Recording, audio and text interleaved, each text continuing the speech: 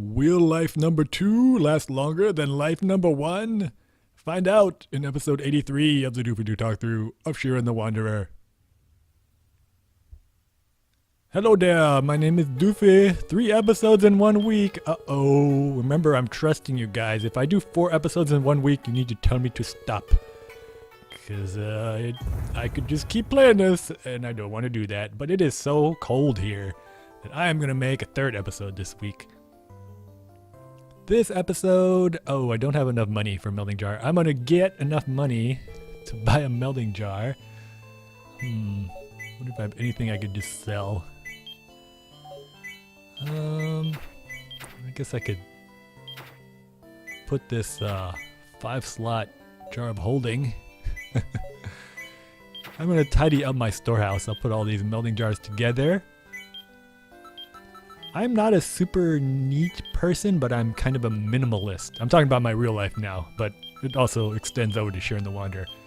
So, I don't have a lot of stuff, so it's pretty easy to keep it neat, and then every once in a while I'll clean it up. And that's what I do in Shiren too. I just kind of hoard a bunch of stuff, and then at some point it's just too much clutter, and then I clean it up, and then it gets disorganized again. It's kind of a cycle. I guess that's pretty normal. Maybe I shouldn't have made a note of that. Alright, I don't even know if they have a melding jar here. Nope. Well, I'm going to move on to the old mines. Maybe I can find a little bit of money or items to sell, and then get a melding jar. And then I'm going to go... I don't know if I'll unlock Ravine of the Dead all the way, but I'll stop by Janus Valley and talk to Butterfooder. I think that unlocks Ravine of the Dead. And then I will start life number 2. Remember, I only have 10 lives, so I'm already on life number 2 in Faye's final puzzle. That first life lasted quite a while, though. Made it to floor 23, not bad. The last few episodes, most of this talk through actually, I've started talking about something relating to like the real world, and then I gradually circle back to Shiren the Wanderer. I'm going to go the opposite direction today. I'm going to start off with Shiren the Wanderer and then expand out into the real world. It's going to get a little bit autobiographical up in here. Last episode I said that it was very important to place yourself into a situation that was a little bit more than you can handle in order to learn and get better and improve your skills. And that goes for Shiren the Wanderer, and it goes for life too. A lot of people nowadays are afraid to lose. They're afraid to put themselves into a situation where they won't succeed. And I don't know if I really like that situation because there's so much of an emphasis placed on being a winner and winning. Mike Tyson, who's kind of a nutty guy, but he has a great saying that I always remember. He says that everyone always has a plan until they get punched in the face. And it's a cute way of really making a good point that if everything is going well and you're successful, you don't really learn a lot about a person. When you really learn, or when a person really shows their true nature and you get a real demonstration of their skill, is when they encounter a situation that's beyond their abilities, when they get punched in the face. You know, I had this great plan, this great strategy, and Faye's final puzzle just killed me. Now what do I do? Well, you got to adjust. You got to get better.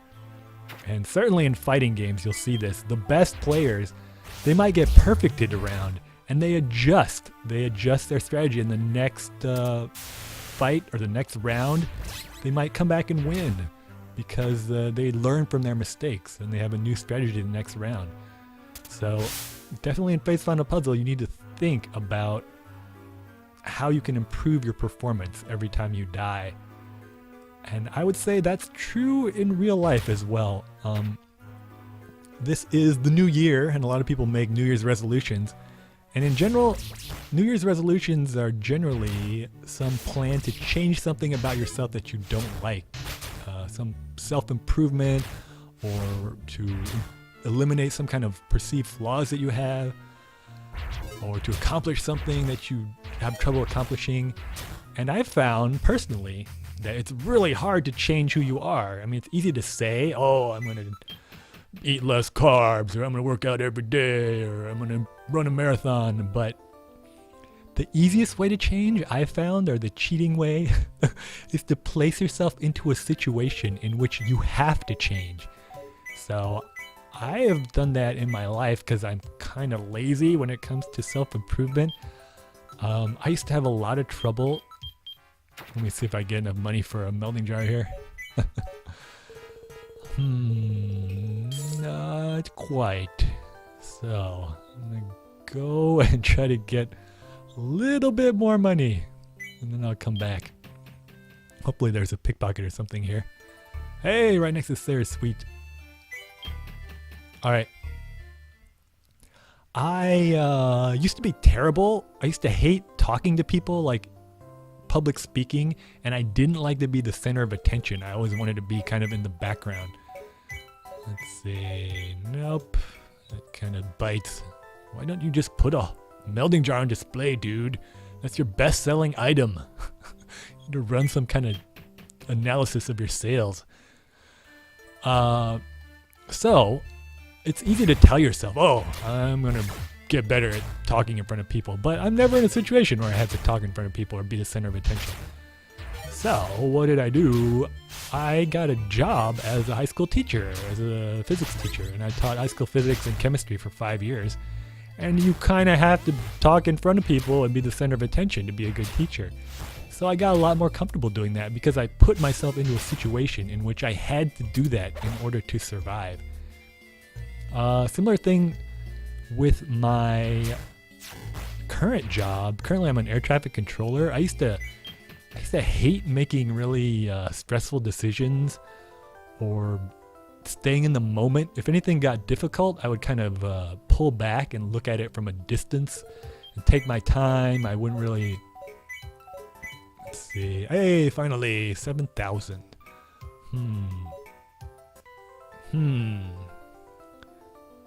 Can I find something to sell? All I have is jars. I don't think my arrows are gonna cut the mustard. Let's try to sell everything I have. Maybe it'll be enough. I think hide shields sell for quite a bit, so. Oh, just perfect. All right. So by selling everything I owned, I was able to get a melding jar. Now all I have to do is unlock Arena of the Dead and we'll be good to go. I'm probably gonna die now that I don't have anything, but I didn't waste my money. That's the important thing. I'll go ahead and set down my melding jar, then go out to meet my maker. This is probably the last time I'm ever gonna see Kechi.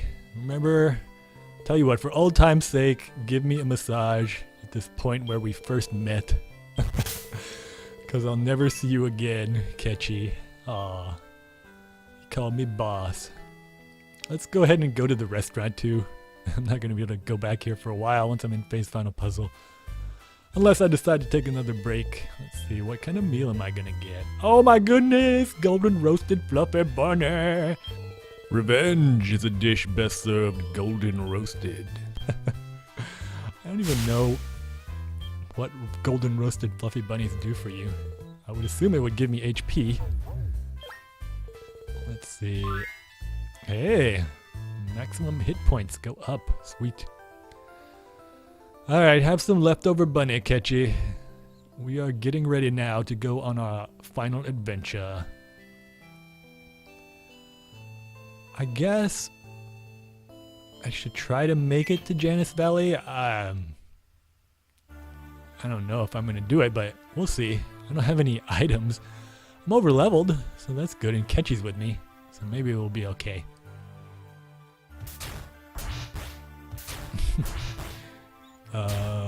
Kechi, could you fight this weird exploding monster? Hey, he actually killed it. Kechi, please, thank you. And maybe with Kechi's help, I'll actually be able to... Oh! I was hoping you'd take the hiding jar. What was I talking about? Oh, air traffic controlling. So I thought, what is a job where I still have autonomy? I need autonomy. I hate having someone telling me what to do all the time. That's like a non-negotiable. And teaching is like that too. You're pretty much on your own. but it requires me to make decisions and stay in the moment. And air traffic controlling is the perfect job for that. It was really, really difficult for me in the beginning of my career as an air traffic controller, because my natural instinct when I encounter a problem is to slow down and take my time and pull back and look at it from a bunch of different perspectives. Ouch. Think we're gonna die, Kechi. Look at him spinning around me.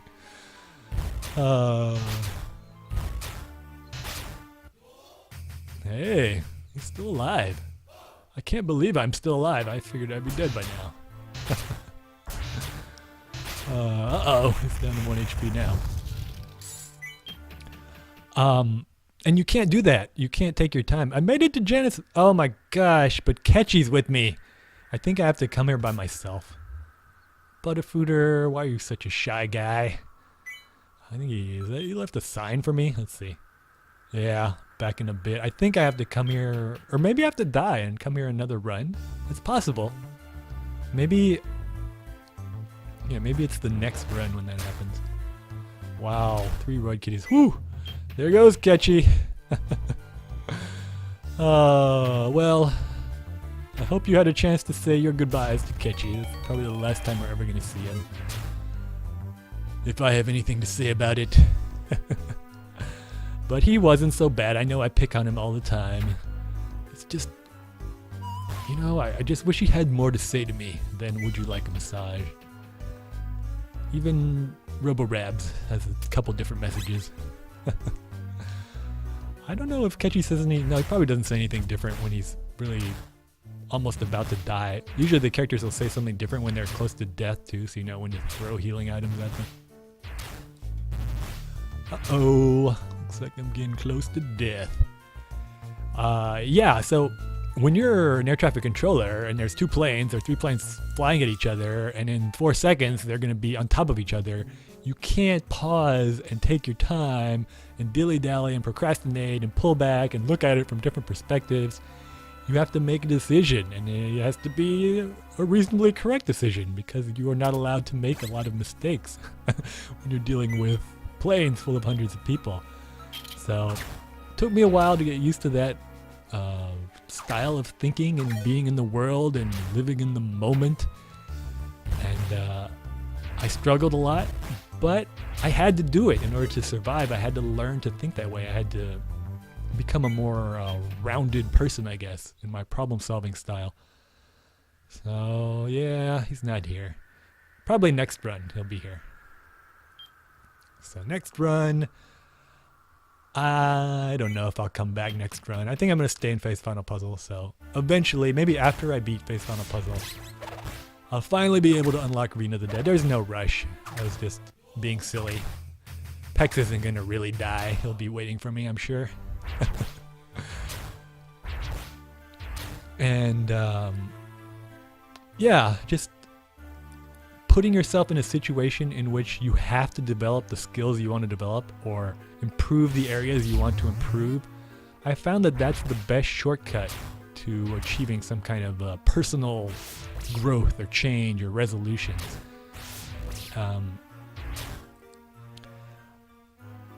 And certainly that goes for Shiren the Wanderer too. So if you want to get better in Face Final Puzzle, you kind of gotta play Face Final Puzzle. Now, if Face Final Puzzle is totally out of your league, it would be like me playing a top-ranked fighting game player. I'm just gonna get completely annihilated, and I won't hardly learn anything unless they decide to go easy on me and teach me, which is a good, you know, relationship as well. But usually they're not going to do that because you're just kind of a scrub. So if you're a Shiren the Wanderer scrub, you're not going to learn a lot dying on the first few floors of Face Final Puzzle over and over. But if you're kind of novice at Shiren the Wanderer, then that's the best way to learn. Place yourself in a situation in which you have to get better. You have to get better at Face Final Puzzle in order for it to be fun. If you keep dying on the same floor over and over, at some point, it's just not fun to play the game. And that's an important caveat too. It's not just about improving your win percentage. I could improve my win percentage quite a lot if I started throwing guidance. That helps a lot in Face Final Puzzle in the beginning. But I want it to be fun too, and for me personally, it's not that fun to do that. And also remember that at some point, real time comes into play. So maybe your winning percentage in Face Final Puzzle isn't as high as it could be, or it should be, or it might be, but you're saving yourself real world time. And that's important too. So that's what I'm trying to do. I don't know if I'm going to be successful, but I'm trying to reduce the amount of actual time it takes me to beat Face Final Puzzle. Maybe if I played more carefully, I would win more quickly. I don't know. It's kind of an experiment. But my experiment is that if I play a little carelessly, my runs will be really short if they're not amazingly lucky. And if they are amazingly lucky, I'll just win. So all I have to do is wait for that signal that it's a winning run. The flaw in my strategy is that sometimes you have runs in Face Final Puzzle that look really horrible, and then in just like a floor or two, everything turns around. You know, there's a shop and a monster house, and you find a strengthening jar and ID it all on like one floor, and what looked like a horrible run suddenly looks like a sure thing. So I guess at some point I'm gonna have to have like a cutoff. I don't know. We'll see how this strategy works. So far, it doesn't seem to be working. I made it to 23, and then I died. I was hoping... I'll chalk it up to a lack of experience, okay? That was my first run in a while. Maybe my strategy will pan out. I'm going to stick with it, okay? For 10 lives, I'm going to stick with it. And then I'm going to slow down and play carefully and really take my time, but we'll see if it works. When it comes to putting yourself in situations that challenge you, don't go overboard. I mean, if you hate singing, you don't want to take a job as some kind of professional singer. If you're shy, you don't have to become some kind of exotic dancer. I mean, that's pushing things a little extreme. But just take steps, you know. Maybe put yourself in a situation or join a club in which everyone in the club has a certain quality that you admire. And gradually you'll absorb that quality from those other people. A lot of times if I start playing a fighting game, I look at the highest level players of that fighting game and I ask myself, is this what I want to become? Is this how I want to play?